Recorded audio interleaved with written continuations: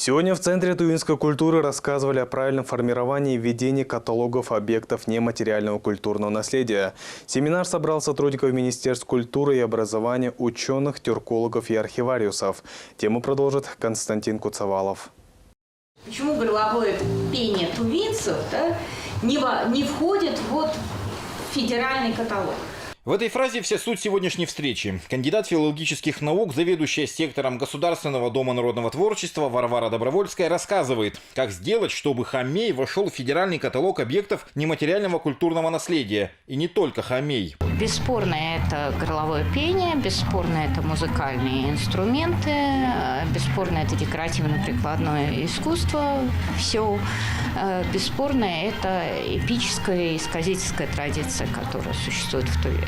Добровольская в республике в центре Азии впервые. Отмечает необычную природу, необычных людей. Сегодня на семинаре сотрудники Министерств культуры и образования, ученые, тюркологи и архивариусы. Гость учит, как правильно сформировать и вести каталог объектов нематериального культурного наследия. Такая работа идет по всей стране. В свое время ЮНЕСКО приняла Конвенцию о сохранении нематериального культурного наследия, но Россия не ратифицировала эту конвенцию в силу того, что у нас многонациональная страна, и поэтому возникает целый ряд проблем именно с нематериальным культурным наследием, с культурой разных регионов. Поэтому приняли свою конвенцию. И чтобы попасть в федеральный каталог, нужно весьма постараться. Материал собран. Есть фотографии, видеозаписи, аудиофайлы. Теперь нужно правильно заполнить форму. Решение будет принимать экспертный совет. По статистике из 10 заявок утверждают только 2. Что-то придется выбирать. Я бы поставила